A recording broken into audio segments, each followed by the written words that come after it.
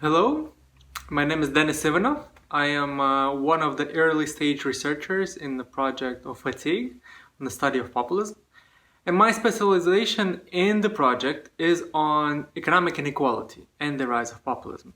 But today I would like to discuss COVID-19, so the global health crisis as we are living through it today, and the possible effect it might have on inequality. So how can COVID-19 being one of these exogenous shocks, potentially another long-term economic crisis, affect inequality in the world? And if you think about it critically, it can go three ways, right? So inequality can increase, it can decrease, or it can stay put. Basically, nothing changes. And let's discuss these three potential elements. Let's start from decrease. How can inequality decrease? When we think about what could be the case in the future, we must look at in the past, right? So what happened before? If you look at the literature on what caused inequality to decrease, there is a book by Walter Scheel on the new horsemen of inequality. It's called The Great Leveler. And it looks at the historical data, historical evidence when back in the times of the Great Plague, inequality actually decreased, right? So because the plague, as COVID right now, doesn't discern between social classes and people, everybody gets affected. So back in those times, everybody got affected, and especially the rich as well. So they died disproportionately, and the inequality of distribution of inequality stayed, and actually the differences between the richest and the poorest decreased.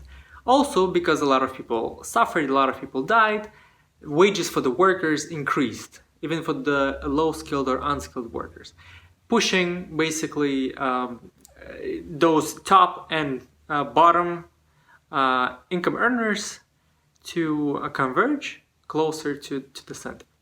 However, I'm not sure how can we really compare what happened a couple of centuries ago with what the history shows us today. To what extent is COVID-19 a long-term pandemic, long-term problem, and maybe the mortality rate is also different.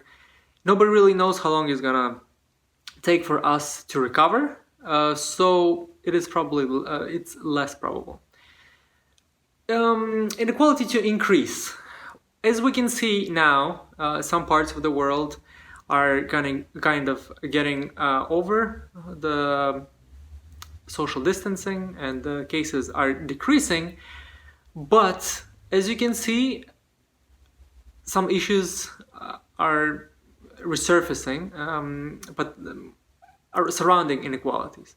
So as you can see, people who can't afford to work from home would not, or are in certain industries less affected by COVID-19, are losing less in terms of wages, are resilient to the crisis, and potentially would come out as winners out of this crisis. When others, especially those working in the tourism sector and parts heavily affected by the crisis, might not only lose their significant ones or have a long-term health effects, but they might actually lose a lot in terms of their income, potentially losing their jobs, and so on. So inequalities will definitely rise in this case when there is an unequal, parts of the populations that have been hit by it in unequal manner. Potentially also there are racial disparities that have been exacerbated and aggravated by the crisis that we can see all around the world, especially in the United States.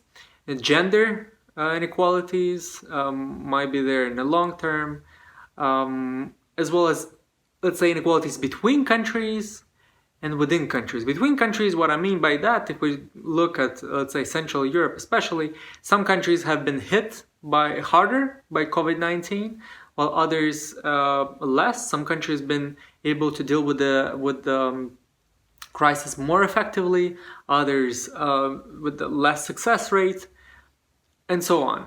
So in the long term, those issues might be interesting and crucial to explore.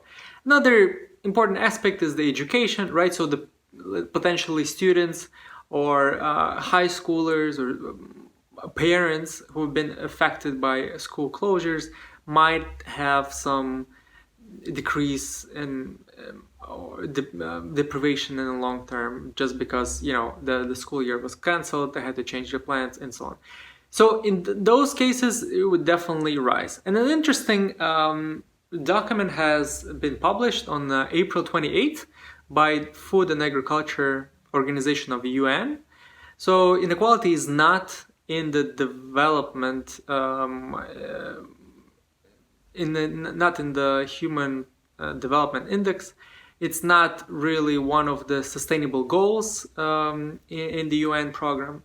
And it's been the first cases when inequality has been addressed. So it's a policy document that basically says that inequalities are on the rise, and UN is on the lookout for the outcome of this crisis, and we have to be worried about the inequalities.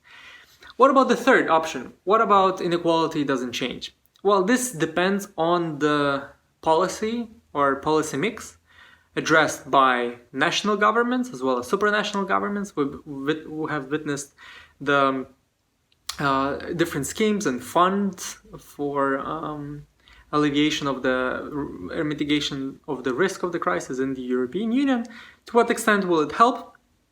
We shall see. But if they prove to be effective and efficient in curbing the consequences of the crisis in terms of rising inequality, then this might actually help. But at this stage, no one really knows, and economists including. And let's wait and see and hope for the best.